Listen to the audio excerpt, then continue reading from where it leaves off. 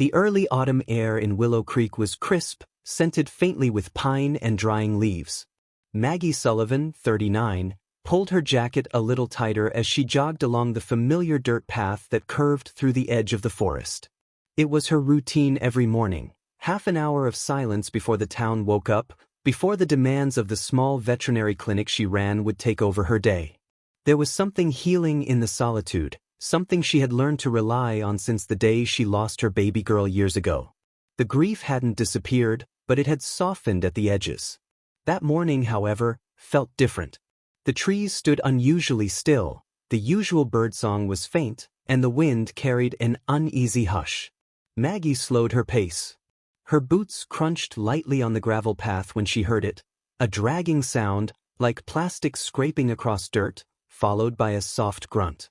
She paused, narrowing her eyes toward a patch of tall weeds near the road's bend. That's when she saw it, a thin, battered husky, its coat filthy and matted, ribs showing, limping along with its jaw clenched tightly around the corner of a white plastic trash bag. The bag was torn and dragging behind her like dead weight. Maggie's breath caught in her chest. "Oh no," she whispered. The dog didn't run. In fact, she barely had the energy to look up. Maggie approached slowly, crouching low to avoid alarming her. As she got closer, she heard it, faint squeaks, the sound of something alive inside the bag. Maggie dropped to her knees, reached out with trembling fingers, and gently peeled the plastic open. Inside were 3 newborn puppies, eyes sealed shut, curled against a torn rag, their tiny bodies barely moving. One of them let out a whimper so soft it was almost a breath. Maggie gasped, her heart twisting.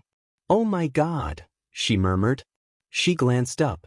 The mother husky had collapsed beside the bag, chest heaving. Her eyes, tired, clouded, but alert, watched Maggie not with fear, but something like surrender.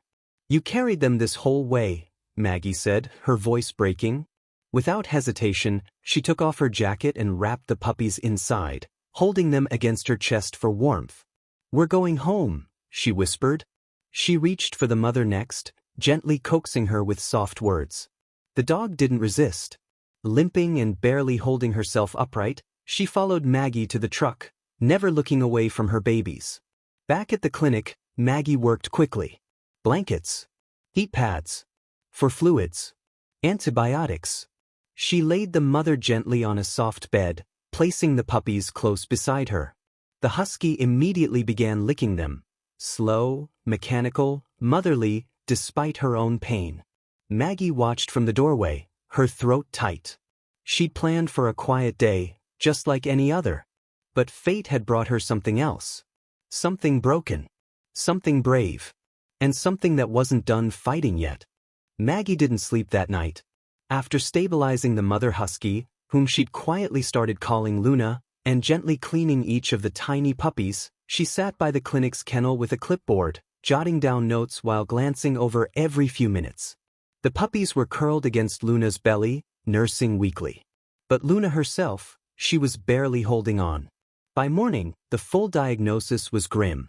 Severe infection, deep tissue laceration, signs of prolonged malnutrition, blood loss, dehydration. Her body was fighting, but Maggie knew it was on borrowed time. What disturbed her most, though, wasn't just the physical trauma. It was the brand. Just beneath Luna's left shoulder, partly hidden by matted fur and scabbed skin, were 2 burned letters, JR. The edges were swollen, discolored. This wasn't a wound from wire fencing or an accident. It was deliberate. Maggie had treated hundreds of animals over the years, bitten, abandoned, abused, but this felt different. It felt calculated. Later that afternoon, she returned to the spot where she first found Luna. The dirt path was empty, the forest hushed in the fading sun. But Maggie wasn't looking for peace this time, she was looking for answers. She followed the faint trail Luna had left, marked by crushed weeds and the occasional smear of dried blood. The path led her deeper into a wooded area just beyond Willow Creek's old farming district. After nearly 10 minutes of cautious walking, she spotted it, a crumbling fence, half hidden behind brush and overgrowth. Behind it stood an old shed, rusted, weather-worn, but clearly once functional. The air reeked of rot and something worse, fear. Maggie stepped through the broken gate and stopped cold. Rusty cages. Moldy food bowls. A plastic kiddie pool filled with soiled bedding. Dried blood on the concrete. Barbed wire coiled near a tree stump. Everything pointed to a cruel, makeshift breeding or fighting setup. She snapped photos quickly, her hands trembling. Every frame felt heavier than the last. She found a torn notebook page pinned inside the shack. Numbers, weight estimates, and one word scrawled again and again, ready.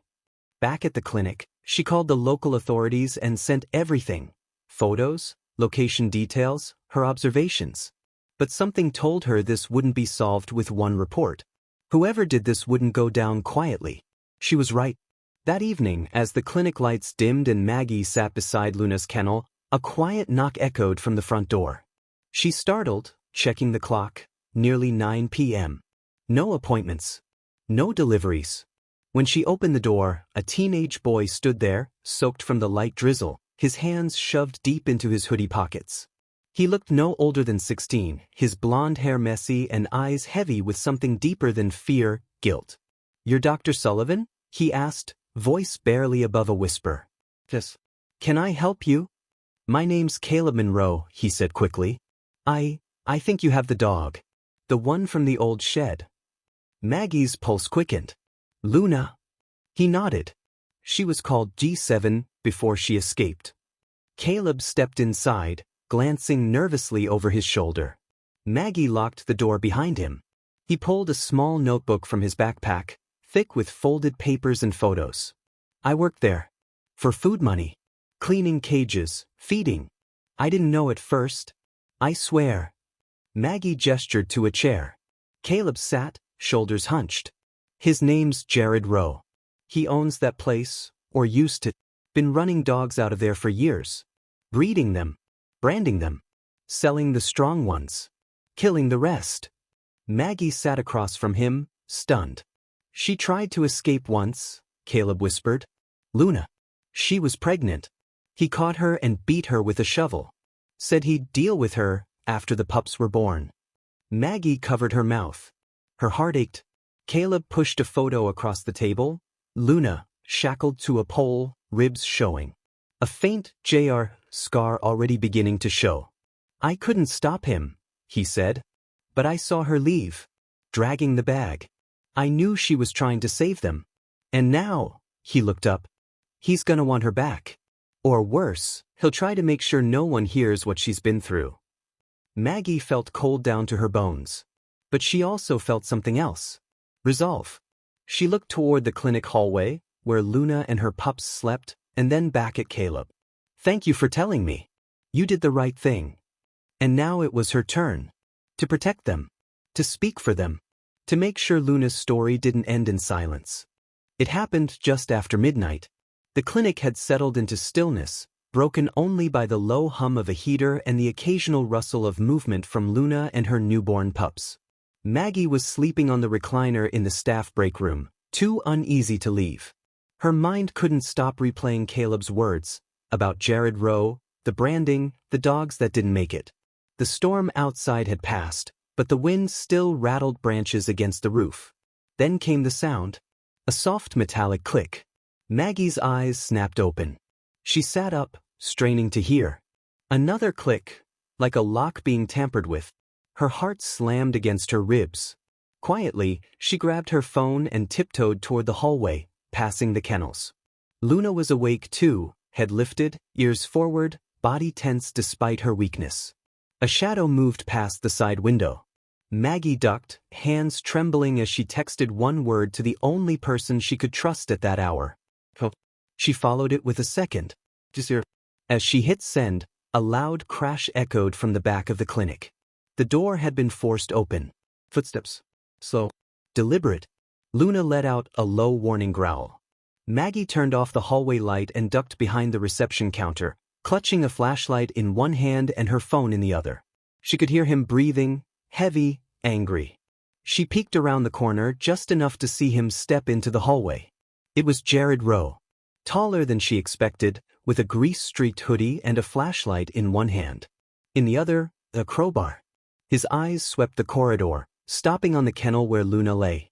"There you are," he muttered, voice laced with rage. He moved toward her, not seeing Maggie behind the counter. Luna, despite her pain, rose to shaky feet, standing between her puppies and the man who had nearly killed her. "I should have finished the job," Jared snarled. Then Luna did something Maggie never expected. She lunged. With a guttural snarl, the weakened husky threw her body at the kennel bars, rattling them violently. It wasn't enough to break free, but it startled Jared enough for Maggie to act. She jumped up from behind the desk and hit the light switch. Jared froze, blinded by the sudden glare. "Police are on their way," Maggie said, her voice shaking but clear. "Back away from her." Turned eyes wild. "You think I'm afraid of you?" But before he could step forward, the front door burst open. Officer Taylor Grant entered, gun drawn, flashlight blazing. "Drop the weapon," he barked. Jared hesitated, then swung the crowbar wildly. Officer Grant fired a single round, non-lethal, striking Jared in the shoulder. He fell to the floor with a scream, writhing in pain. Within minutes, backup arrived. Jared was cuffed, bleeding and cursing, as he was led out of the clinic in silence. Maggie rushed to Luna, who had collapsed from the effort. Blood seeped from her reopened wound, but she was alive. Maggie knelt beside her, whispering, "It's over. He's not going to hurt you again." But it wasn't truly over, not yet. The next morning, following Caleb's testimony and the evidence Maggie had collected, Willow Creek police obtained a search warrant. They raided the property just outside town, the one where Luna had been caged, abused, and forced to give birth. What they found shocked even the most hardened officers. Rows of rusted cages. Some still occupied, others empty but stained with old blood. Branding tools. Ledgers filled with initials, weights, breeding schedules. A stash of photos documenting dogs marked with the same JR that Luna bore on her side. There were 5 mother dogs still alive, each in varying states of health, and nearly a dozen puppies. One officer cried as they gently lifted a shivering mutt from a wire crate, her legs too weak to stand. Every dog was taken into emergency veterinary care, coordinated through Dr. Nina Collins, who had already been treating Luna and her pups. Back at the clinic, Maggie stood in the doorway of Luna's recovery pen as Officer Grant approached. "He's facing charges for felony animal cruelty, illegal breeding, and attempted assault," Grant said. "With everything you and Caleb provided, this won't be swept under the rug." Maggie nodded slowly. Her eyes were on Luna, who lay with her puppies nestled against her, her breathing more steady now. "She fought so hard," she whispered. "She never stopped being a mother." Taylor smiled. "Neither did you." Outside, the news vans were already circling. But inside, the real victory was unfolding, in the quiet rise and fall of Luna's chest, and the way she curled her body just enough to make room for every last pup. The days that followed felt like stepping into a new kind of quiet. Not the kind born of grief or fear, but of careful hope. Luna was weak, her body still fighting infection and trauma, but she was alive. And more than that, she was with her puppies. Maggie had set up a cozy recovery space in the corner of the clinic's back room. A thick bed layered with fleece blankets, a portable heater humming softly nearby, and a baby monitor linked to her phone that never left her side. Every morning, Maggie checked on Luna before anything else. Caleb would often beat her there, sitting cross-legged beside the pen with a bowl of fresh water and hand-torn chicken breast. He rarely said much, but his presence brought a kind of calm to the room that Luna seemed to recognize. At first, Luna could barely lift her head. Her eyes were distant, her breathing shallow. But by the 4th day, she began nudging the pups closer when they cried. On the 5th, she managed to sit up. And on the 6th, to everyone's amazement, she stood, wobbly, trembling, but on her own 4 feet. "She's trying," Maggie whispered that morning, watching Luna gently clean the face of her smallest pup with her tongue. "She still wants to be their mother." And she was. With each passing day, Luna grew stronger. The dullness in her eyes faded, replaced by alertness. She never barked, never whined, but her gaze was steady, always watching, always aware. The way she wrapped her body around her pups was instinctive, protective. No one had to teach her how to love them. She just did. The puppies, too, began to change. They grew fast, pudgy bellies, soft whimpers, playful tumbles into each other's legs. They suckled noisily, flailed their tiny paws, and curled into Luna's warmth as if she were their entire world. And maybe she was. One afternoon, as Maggie sat beside the pen sipping coffee, Caleb asked softly, "Do you think she remembers?" Maggie looked at Luna, who had just laid down after guiding one curious pup back to the bed. "Not in words," she said, "but in instinct? In fear? In love? I think she remembers everything." He nodded, eyes low. "She never gave up on them." "No," Maggie said. "She didn't." Neither did Maggie. In the quiet hours, especially at night, she found herself watching Luna and the pups with a strange ache in her chest. Not pain exactly. Not anymore. Something gentler. Something older. It had been 5 years since she'd lost her daughter, just 2 days after birth. Maggie had buried that grief beneath work, beneath solitude, beneath the rhythm of caring for animals because it was easier than facing the hollow space in her heart. But Luna stirred something in her. The way she protected her babies even while wounded, the way she fought through agony to stay with them, to feed them, to hold them close. It was impossible not to see reflections of herself. One evening, long after closing time, Maggie sat beside Luna's pen in silence. The lights were dimmed, the clinic still. Luna lay curled around her pups, now fast asleep. Maggie reached out, brushing her hand lightly across Luna's back. The dog didn't flinch. Instead, she leaned ever so slightly into the touch. "You're a better mother than I've ever been," Maggie said quietly, her voice catching. Luna turned her head, eyes meeting hers. "No one had to teach you what love looked like. You just gave it," Maggie continued, tears brimming. "You gave everything." A tear slipped down her cheek. "I wanted to do the same. I tried. But I couldn't save her." She didn't expect an answer. But Luna shifted, resting her head gently against Maggie's hand. It was enough. Later that night, as she walked home through the misty streets of Willow Creek, Maggie felt something shift deep inside her. Not a sudden healing, but the beginning of it. The ache was still there, but it didn't own her anymore. There was room now. Room for grief, yes, but also for hope. Luna had survived something monstrous and still chose to love. Maggie could too. From that day on, the clinic was filled with soft sounds of life, playful barks, curious growls, the gentle patter of puppy paws. Luna's gait grew stronger. Her scar, an angry reminder of Jared Rowe's cruelty, remained, but it no longer defined her. To Maggie, it symbolized something else now. Strength, survival, and the sacred, unbreakable bond of a mother who never gave up. By the 3rd week, Luna was walking with strength in her steps again. The puppies, now named Scout, Maple, and Theo, had outgrown their wobbly legs and were chasing each other across the recovery room floor with boundless energy. Their yips echoed through the clinic like laughter, filling every quiet corner with life.